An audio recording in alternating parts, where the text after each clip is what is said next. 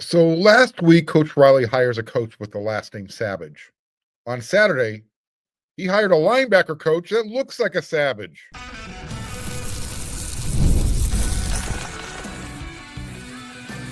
You are Locked On Trojans, your daily podcast on the USC Trojans. Part of the Locked On Podcast Network, your team every day.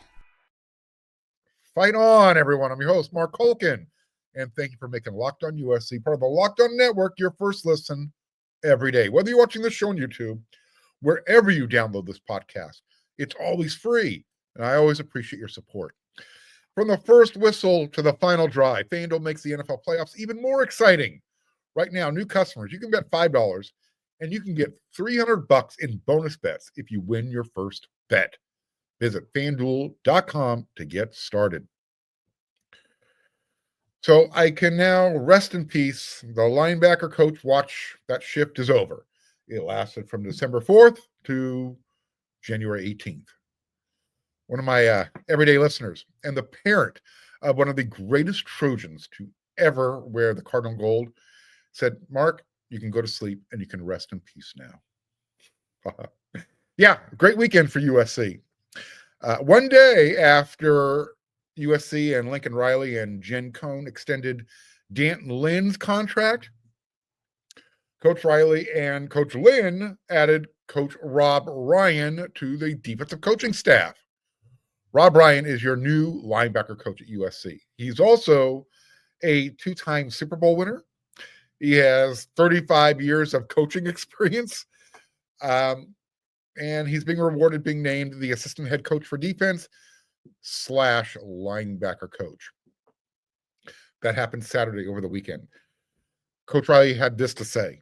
Rob Ryan is one of the most accomplished defensive coaches in NFL history. With over 2 decades of NFL experience, he will immediately bolster our staff as we continue our climb here at USC. He has coached some of the NFL's top players, including numerous Hall of Famers, as well as all pro selections. We're thrilled to welcome Coach Ryan and his family to our program, close quote. So finally, USC has a linebacker coach. And I got to admit, it's a name that came out of left field. I was like, whoa. In those 35 years of coaching experience, 24 of them happened in the NFL. He has been a defense coordinator for the Oakland Raiders. That was back in 2004 through 2008. He was the defensive coordinator for the Cleveland Browns in 2009, 2010. The Dallas Cowboys, 2011, 2012. New Orleans Saints from 2013 through 2015.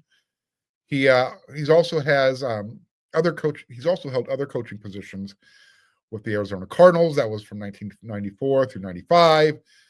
He was with the New England Patriots 2000 through 2003. Buffalo in 2016. Remember that date.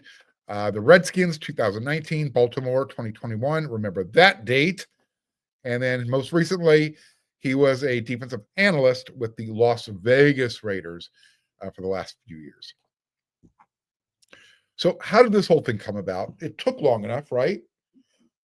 Well, look, I get that. This is what Lynn said. He coached with Rex Ryan. That's one of his coaching mentors. Rex Ryan, Rob Ryan, they are fraternal twins. So when Coach Lynn came aboard at USC, he talked about his mentors, one of them being Rex Ryan. He said this, I've been very, very fortunate to be exposed to a lot of very good coaches. You know, the first coach offhand, I have to say, Rex Ryan. I played for Rex. I was a scout for Rex, and I was a coach for Rex. So it kind of got me into the league. And a lot of things that I do and a lot of the way I see the game always comes back to him. I think it's safe to assume that Rob Ryan, Rex's brother, is probably going to see things through the same lens.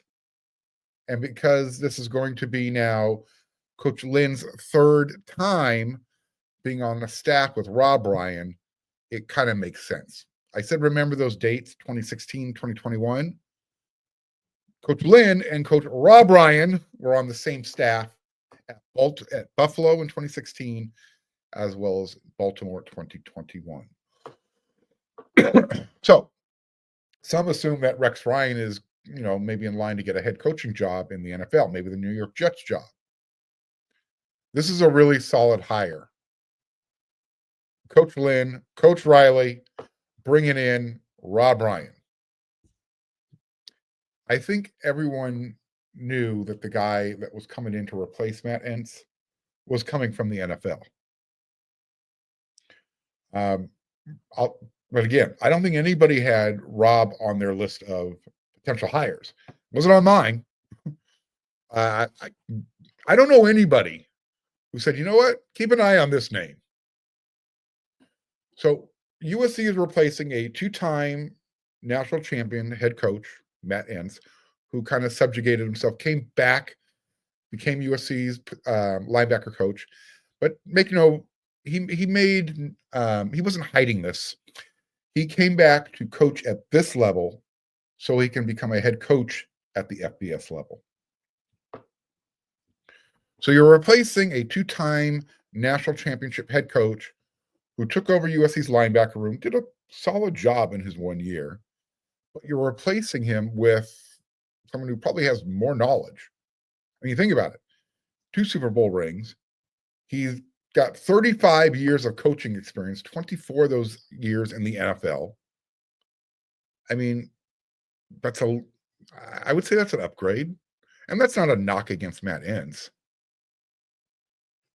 But when you're talking about name recognition and cachet, that alone should help with recruiting. One of the concerns, I guess, if people are saying, well, how does Rob recruit? Is he going to be able to recruit at the college level?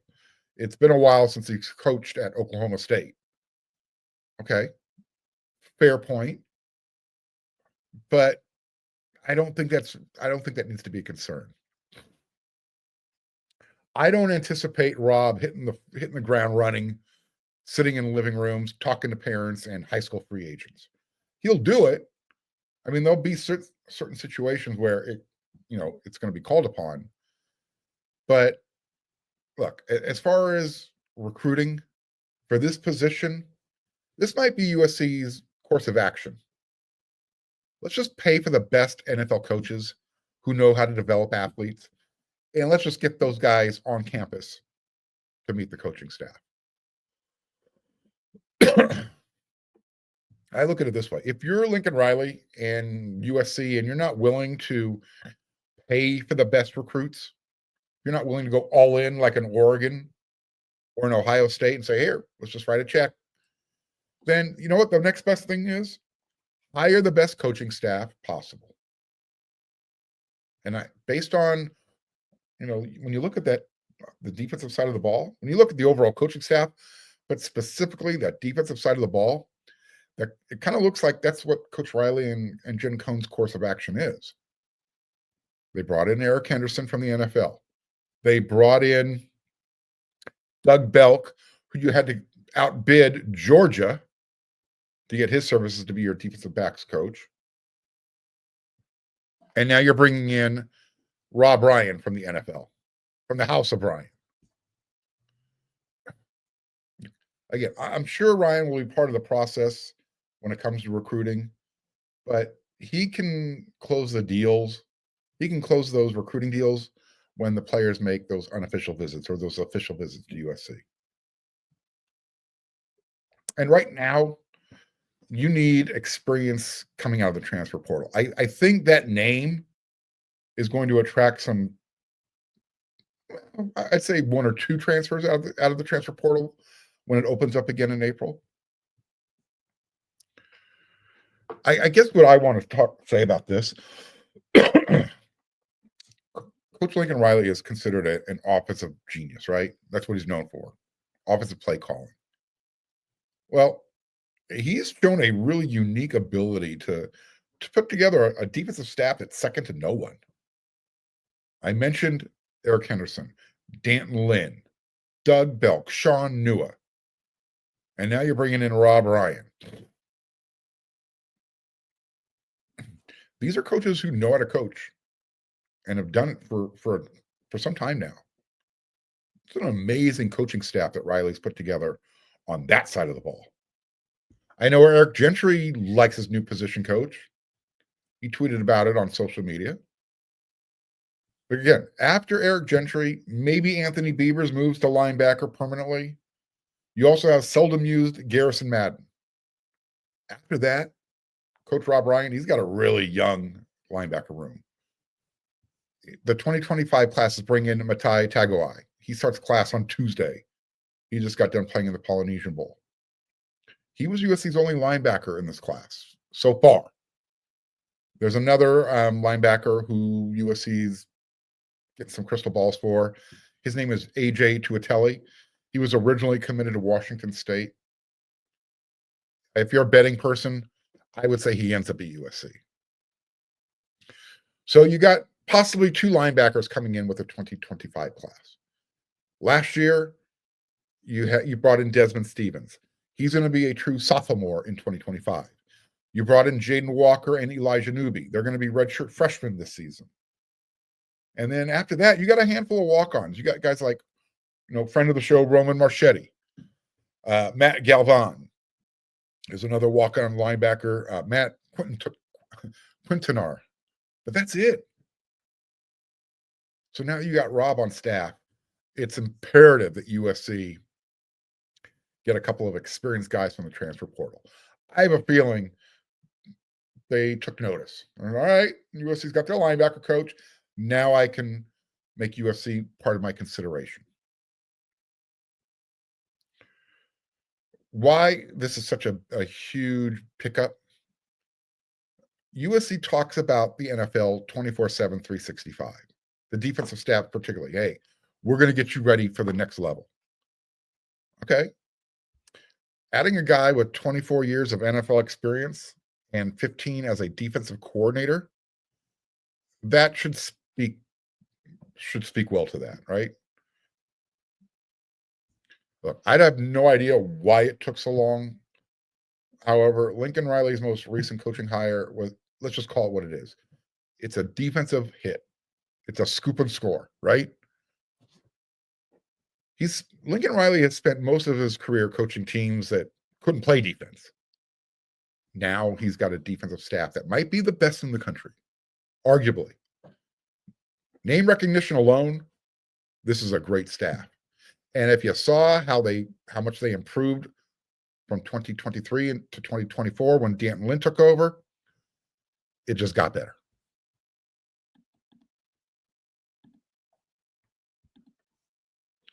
This message is brought to you by Prize Picks, the place to get real money sports action.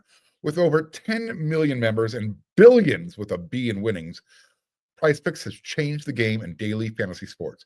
Whether it's the playoffs or the regular season, Prize Picks has made it easier than ever to win big while enjoying all the football action. Now it's playoff time, and there's no better way to get in on the action than with Prize Picks. Here's how it works. It's really easy. You simply pick more or less. Just pick two players, at least two players, and pick more or less. And if your pick hits, you can walk away with up to 1,000 times your cash. That's right. You heard me correct. 1,000 times your money just by making a few simple picks. And when you use the Prize Pick app, you're going to get your winnings really fast, sometimes in as little as 15 minutes. Ready to run your football game this season? Download the app today. Use code LOCKEDONCollege to get $50 off instantly after you play your first $5 lineup. That's right, $50 for just playing. Don't wait.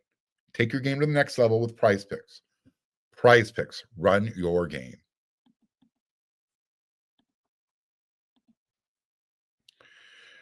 Is it just me, or does Coach Riley know how to identify good defensive coaches?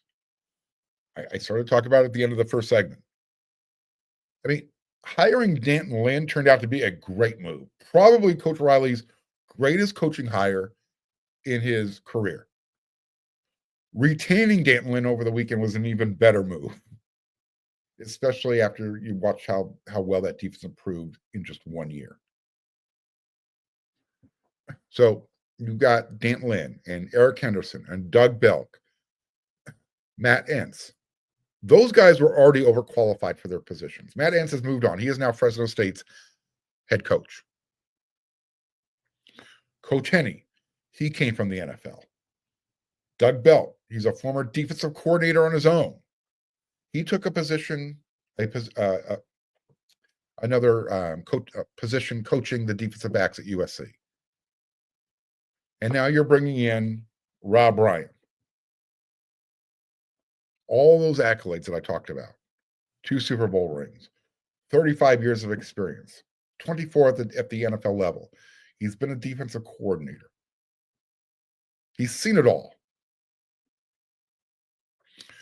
The hiring of Rob Ryan to be USC's linebacker coach means USC has replaced a very, very good, experienced linebacker coach with one who has more experience. Probably has a better resume. We did a roundtable discussion over our wearesc.com after the hiring on Saturday. This is what Eric McKinney said.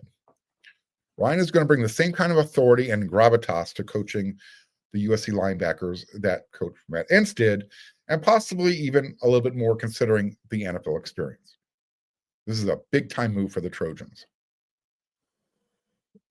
Something else that Coach Rob brings that's different than what that Entz brought to the table.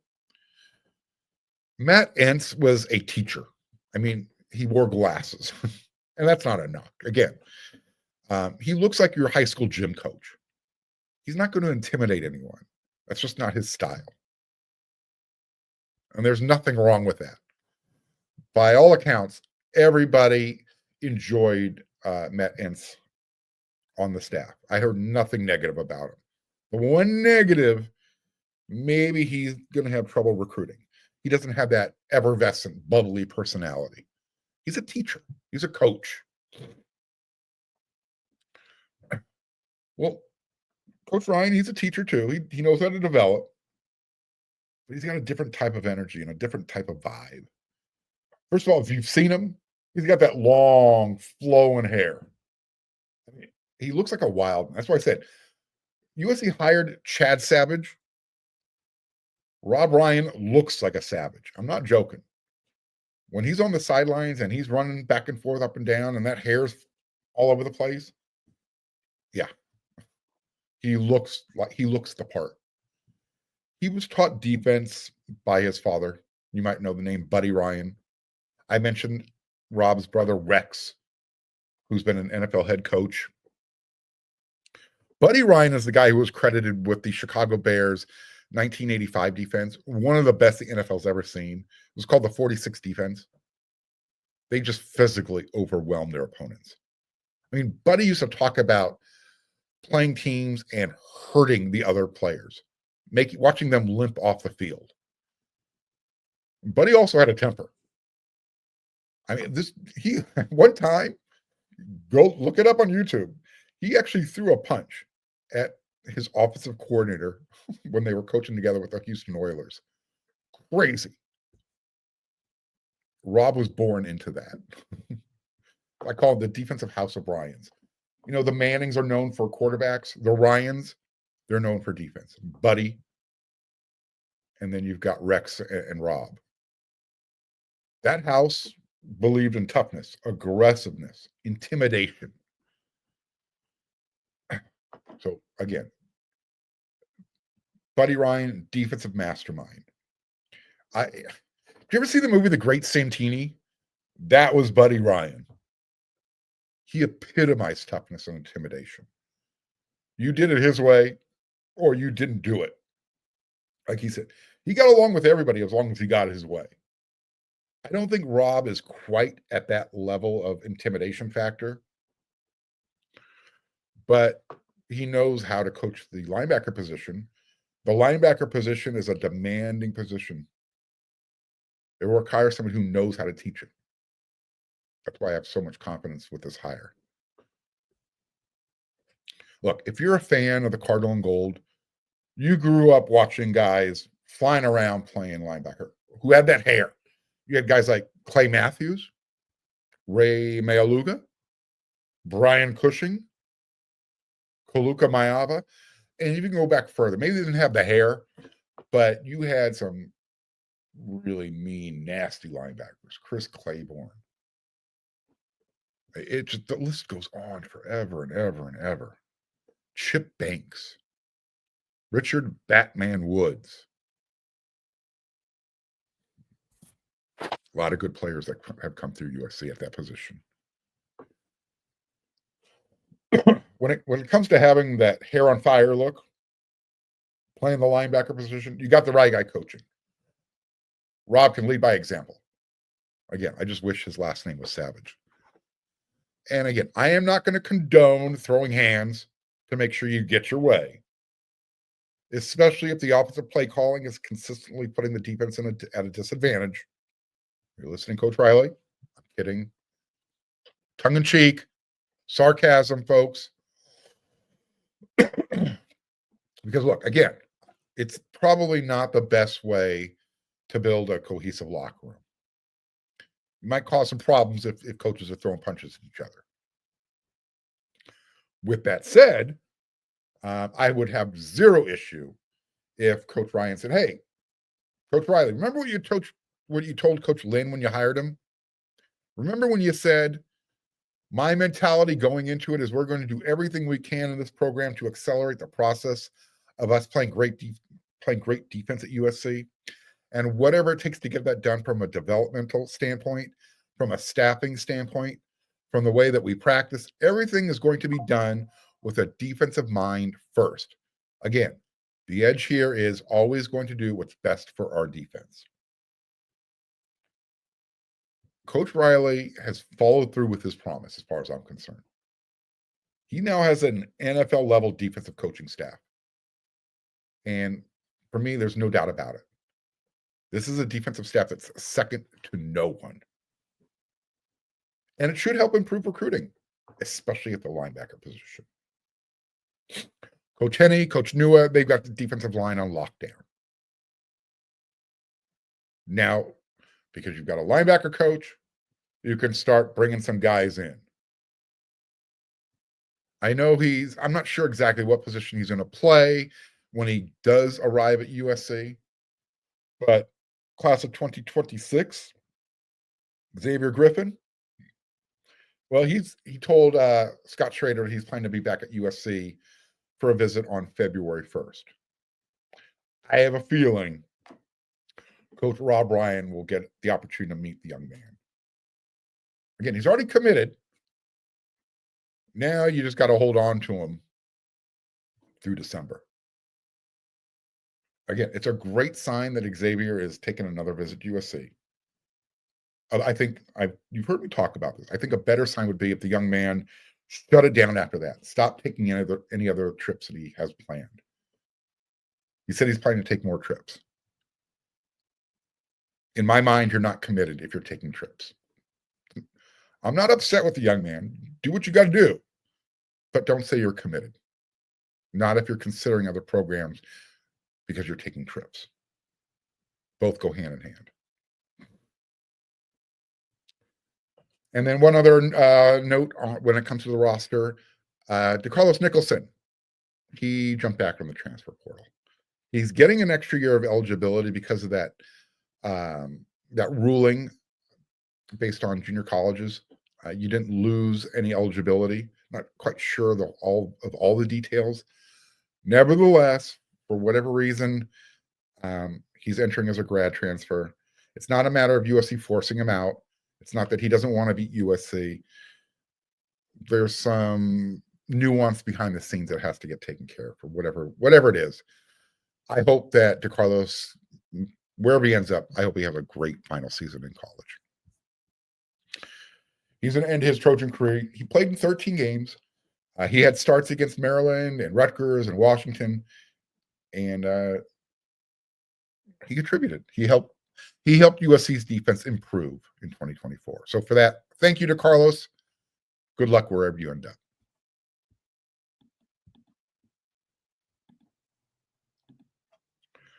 From the first whistle to the final drive, FanDuel makes the NFL playoffs even more exciting. Right now, today, if you're a new customer, You can bet $5 and you can get $300 in bonus bets if your first bet wins.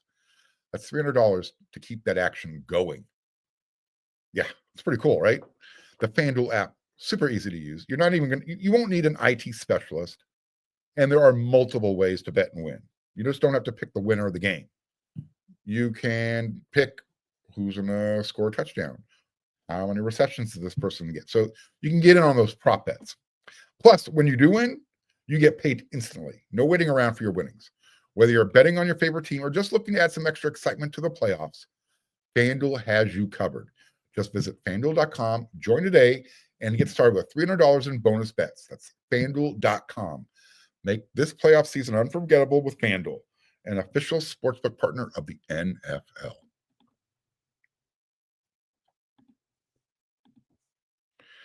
All right, it's hoop season. We're going to talk football from now until USC kicks off against Missouri State. But we're also going to talk about men's and women's basketball.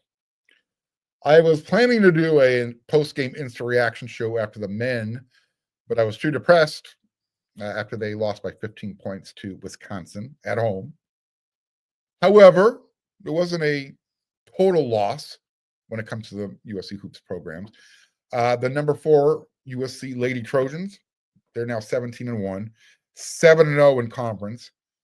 They extended their winning streak to 13 games. They went on the road and were able to come back they were down, and they ended up winning 73-66 over the Indiana Hoosiers. So the Lady Trojans, they got one more game on the road before they come back home. They play at Purdue this Wednesday. Currently, USC and that school across town, number 1 UCLA. Yeah, they're both undefeated, tied for first place in the big conference. And we'll see what happens when they play each other coming up. The men, on the other hand, yeah, let's get this out of the way. They're playing with my emotions. They were coming off an impressive back-to-back wins. They beat number 13, Illinois, in Champaign, came home, and just went ham all over Iowa. They won that game 99-89. Well, Wisconsin arrived. They showed up at Galen Center. They showed up with a 6-game winning streak. During that streak, they were averaging 83 points per game, and they were winning by an average of 16 points. So during that 6-game winning streak, the average score was 83-67 in favor of Wisconsin. Saturday afternoon's final score at Galen Center, Wisconsin 84, USC 69. Yeah. 15 points. Right on schedule for Wisconsin. The game was actually there for USC in the second half. Trojans trailed by 15 at halftime. 2 minutes in the second half, they were down by 19 points. And it was like, oh, God, this thing's going to get really ugly. I mean, it was already ugly. The question was, how ugly? You had 7,000 fans watching the game. Most of them were there to watch Wisconsin. Coach Musselman's starting to notice fans. Yeah. You should be embarrassed. That's all I'm going to say. Look, USC got down by 19 points, and then they went on a run. They actually cut the lead down to 3. And they actually had a couple of chances to take the lead. They could have tied it, take the lead. Just couldn't get over that hump. Didn't happen. And then Wisconsin reminded everybody why they are nationally ranked. They're going to be a top 20 team when the new AP poll rolls out. They came in number 24. Heading into Saturday's game, Desmond Claude, USC's lead guard, he led the Big Ten in scoring in league games. He was averaging over 22 points per game. 15 minutes in, he was scoreless. I think he finished with 9 points. He scored the first 5 points in the second half. But if he is not on, if he is not contributing, USC is cooked. They don't have the depth, especially at point guard. And I use that term loosely, but Desmond Claude is USC's point guard. He's more of a lead guard. He's a facilitator. He can get to the basket, but he can also pass. Again, if Desmond's not having a big game, no one else can run that team and they just can't generate scores like he can. One other thing reared its ugly head against Wisconsin: too many missed free throws. Yeah. And you can't do that against the best free throw shooting team in the country. As a team, Wisconsin shoots over 85%. The record is 82%. Usually when you beat a record, you're beating it by, 80, let's say 82.6%. If a team shoots 83%, that's pretty significant. 85%, that's a significant difference. That's how good they shoot. I'm sure they're going to come down to earth the longer the season goes, but you've got 17, 18 games in now. That's a pretty good sample size to say, as a team, they do pretty well. As far as the rebounding, look, Wisconsin, they have 2 7-footers. They only out-rebounded USC by 2. My question is this for Coach Musselman, because it's a trend. You start Josh Cohen, that's your biggest guy. He's 6'10", 6'11". But after you start him and he plays up until that first media timeout, he doesn't get back in the game. Why? What's the point? Rashawn Agee is your guy in the middle. He can step out, shoot the 3-pointer, but he's also your bulk inside. And that's the problem for USC. And they were outscored in the paint.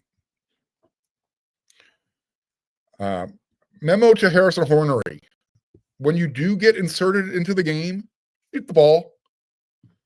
You're not the reason why USC lost, but you were brought in. USC needed shooters from the outside. The pass came to you. Shoot. Because when you pass up the shot and you make that extra pass, you're actually getting the offense out of rhythm, because you're waiting for that guy to get open. The defense is daring you to shoot the ball. I just saw a little bit of flashback to last year or years past when guys were hesitant to shoot. Harrison, you're a shooter. You're not a defender. Trust me. It's not for a lack of effort, but you got heavy feet. When they put you in the game, it's for offensive purposes. When the ball finds you, shoot the ball, especially when you're open. All right. So USC, I thought maybe they had a chance to get to 20 wins this season. And they still have a chance. It's going to be tough sledding. They're on the road now. They go play at Nebraska. It's going to be a tough environment. They'll sell out. Then they come home. They take on UCLA and Michigan State. All right. So there you go. Trojan fans, get out there, support the men and women's basketball team. Coach Muss is talking about it now. He's noticing. I talk about it all the time. I'll be back with another episode of Locked on USC tomorrow. We'll talk more about the football team. We'll see if there's any recruiting news. We'll continue to talk about the coaching staff, what this team needs to do to improve for 2025. We're in the middle of winter conditioning. Spring camp will be here soon. And that February signing day will be here even before then. So until then, everyone, you know what to do.